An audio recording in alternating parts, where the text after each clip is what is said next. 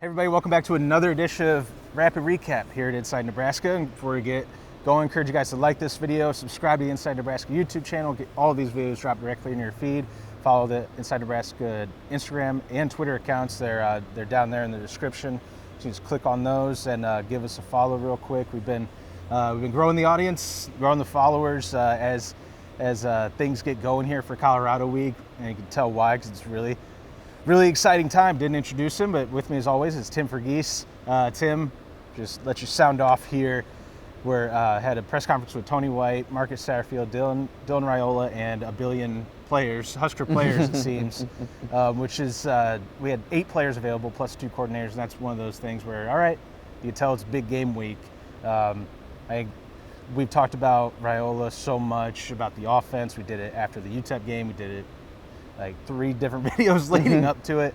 So I don't really want to focus on him and the offense too much. Just the main focal point for us today, I feel like, is the Nebraska defense getting a rematch with Shedeur Sanders, Travis Hunters, and this Colorado offense that, when they met in Boulder last year, is run by what was the head coach at San Diego State? Now I'm forgetting his name, Sean Lewis, and now it's Pat Shurmur as the OC. What are your overall thoughts, just right off the rip, about this matchup with those skill players, dynamic skill players, and what Tony White said today? Yeah, I think my biggest question going into the game has been for a couple of weeks now is just how Nebraska's secondary is going to be able to hold up with those receivers, and you can tell that's on Tony White's mind as well.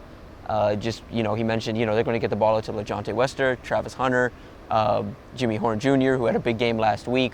Can't forget Will Shepard as well, the Vanderbilt transfer. He's been real good in practice from all accounts, and was productive at his previous stop. So and then you could throw in a local angle, Marion Miller, who was once committed to Nebraska before decommitting to Colorado in December of 22. And I know he's second on the depth chart behind not Hunter, but I believe it's Jimmy Horn. Either way, he's a second team receiver, and he had a couple good games last year against USC, but sort of saw his production dip. But he's just another name to keep in mind. They're pretty deep. Even beside Amarion, they've got Draylon Miller. He's a freshman from Texas who they kind of played him like this Deebo Samuel type role in game 1, where he kind of lined up in the backfield a little bit, kind of moved him all around the formation. He's a thicker frame, can do a couple different things in the offense. So I'm really curious to see that, and you can clearly see that was on Tony White's mind as well today. But I will also say, we kind of talked about it off air, but there's some confidence, some quiet confidence from White, some looseness at least is the best way to put it. He's a little loose today. We saw this last week where, like, Tony White, Tuesday press conference comes in, the vibes are good, he's joking around, smiling around. It doesn't tell you a lot, but I think it tells you a bit the confidence level that they have in the game plan, or the way they practice, or what they've got coming up. Going based purely off vibes, you have to feel good after seeing that from Tony White. Yeah, and this team just in general, the focus is that this is another game. We're locked in on the game plan. We just have to execute. Don't make the mistakes that happened last year on both sides of the ball, but especially on the offensive side of the ball. But as a defense, I think there's some confidence in what they'll be able to do. Ty Robinson today talked about he wasn't there around for the first half of last week's game, and he'll have an opportunity to contribute from the jump this time. Nebraska's going to be able to create, some pressure from the interior. You go back and watch that Colorado game against North Dakota State. I have some questions about the interior of that offensive line. This is one of the better interior fronts in the Big Ten that they're going to be going up against.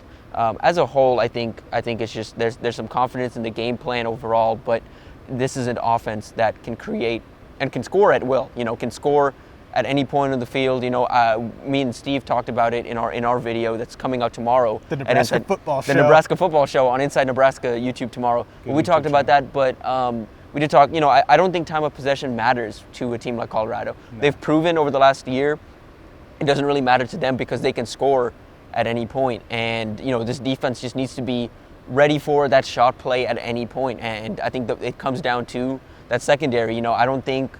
We'll see what happens with Tommy Hill. I don't think he's going to be tested a whole lot, but that's your guy. And Shedeur does like to test out those top guys. But on the other side, you've got Malcolm Hartzog, you've got Marcus Buford, and you've got Isaac Gifford, you've got Deshaun Singleton, you've got the guys rotating in behind them that I think are going to get their fair, a good test on Saturday. Yeah, I mean, we're going to keep this video short today because if we didn't, we'd go for like an hour and a half on a lot of this stuff. And guys, go to InsideNebraska.com. We'll have a lot of features and analysis, pregame analysis in this week leading up to Saturday night, because it's the national spotlight game. It's Nebraska, Colorado, the storied history of this rivalry, which I think I saw this week. 1898 was the first time these two programs played, which that is absurd. How long this has been how long this has been a rivalry match. But if we look at the skill players, like you mentioned, Travis Hunter, Horn, and Wester, and like you say, even Shepard. I mean, I don't think Shedeur is going to be afraid, in quotes, to go after Tommy Hill. Tommy's like is that future pro. I don't think Shedeur is. I don't think he's going to be. He's a very unafraid quarterback in general. He will stand there. He'll take a hit right in the face. He'll stay in the pocket for as long as he can, and take a hit. He took 8 sacks last year against Nebraska, and some of that is attributed to the fact that he's not afraid to take a hit. He can still put the ball on the money. So you have Nebraska's strength of the pass rush if it's coming from the interior, but I am wondering if that'll be mitigated even slightly because of Shedeur's mentality to hang in there before throwing the ball. And it's like, okay, I think he will. Like you said, probably won't test Tommy Hill a lot, but I don't think he's going to be afraid to go that way. But that's on one side. Then you have Marquise Buford, who played really well against UTEP. Tony White talked about that today.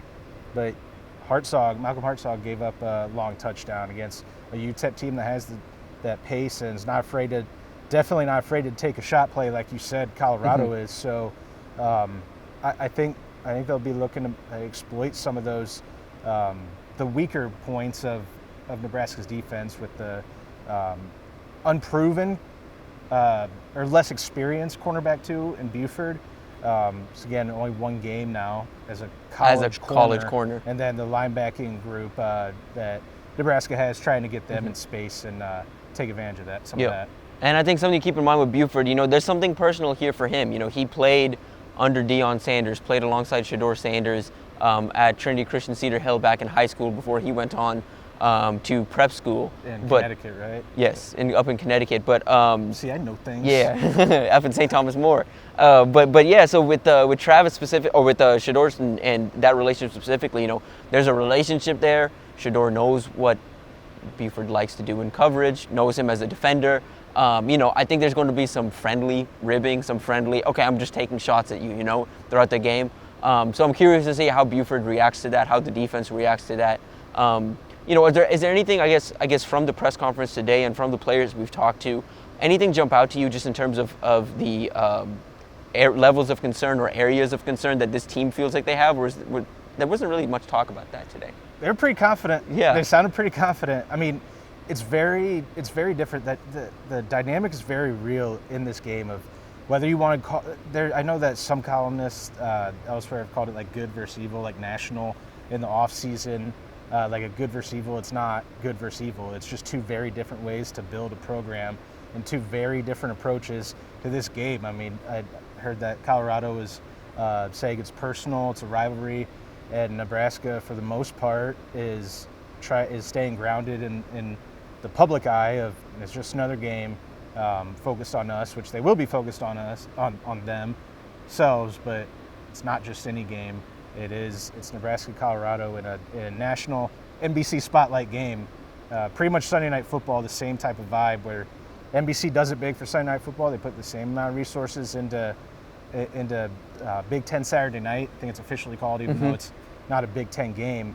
But his team is pretty locked in, pretty dialed in, I'd say, and they walk around with some confidence, but not any over-talking in the media. But I think Mekhi Baird did have a comment. You were out here with Bear. He had one thing that like stood out of like, okay, that's a little has some that shows you confidence. the confidence level. And even for have, someone like Bear, you know, they kind of talked about it today, but like someone like Bear, who, you know, kind of he's paid his dues with the program, like sat for a bit, and kind of emerged as a leader this year. Was flying around on Saturday, in that first half, and guy that's become more and more vocal, and you like to see that, but two, kind of does speak to the development happening on and off the field here, where a guy like him is gaining some confidence, not just in front of the camera, but on the field as well. I mean, he was a guy who we all, or Steve and I are honest when we talk about it. We thought he might be a transfer candidate when the new staff took over.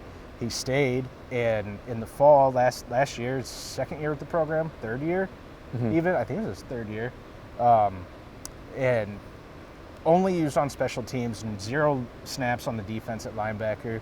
And he told Rob Dvorak, like, all I want to do, when they first met in the winter meetings, or when Dvorak first got here from the Carolina Panthers, like, all I want to do is just play. Like, I just want to earn my way to the field. Special teams, he showed out against Minnesota. Tony White talked about it leading up to the last year's Colorado game, and he's like, no, we're going to give him a shot. He looked good. And then what'd you see?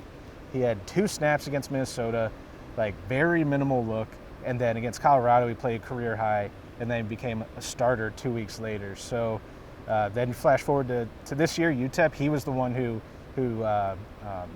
combined with Ty Robinson for that safety that completely shifted the game, momentum of the game. And then it was 7-7, and then before you know it, it's 30-7 in halftime. And Bear was in on that play, and I think we're going to see some physicality out of him. I think he's one of those where I think he would be good in the pass coverage. He would be a decent matchup in that the stuff we talked about going against this electric set of skill players. But I think you talked about the running backs today, Colorado running backs. Is that what the question was? Yeah, the question was just about the backs and how, you know, Nebraska's, you know, they don't have a whole lot on film in Colorado. Colorado's got 4 or 5 backs that they kind of rotate through, just like Nebraska, but those guys have kind of transferred in, have either like walk-ons in the program, and they don't really run the ball as much. Hayden in Ohio State. Yep, really good. And so it's like, how do you prepare for that? And he was like, you know, we see those same backs at our program. You know, we see 4 or 5 different backs here that all present different looks for us. And he straight up said it. He's like, he thinks Nebraska's backs are better than their backs. So he's like, we're well prepared for what they're going to see on Saturday. Well, you gotta love that our position group's better than their position group. I'm sure that'll go back to Colorado, and then, I mean, it's like the Michael Jordan thing from the Last Dance documentary, where he revealed, like, he would make things up, like perceived shots, or he would just straight up make things up in his head to have the extra advantage.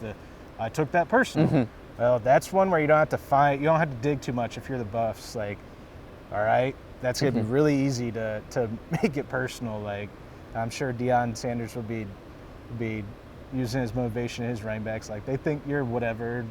They're football coaches, man. Every Kirby Smart convinced his Georgia football team that they were underrated and overlooked. 7-5. Yes. Listen, anything is possible in those locker rooms. Yeah. A lot more to talk about with this game.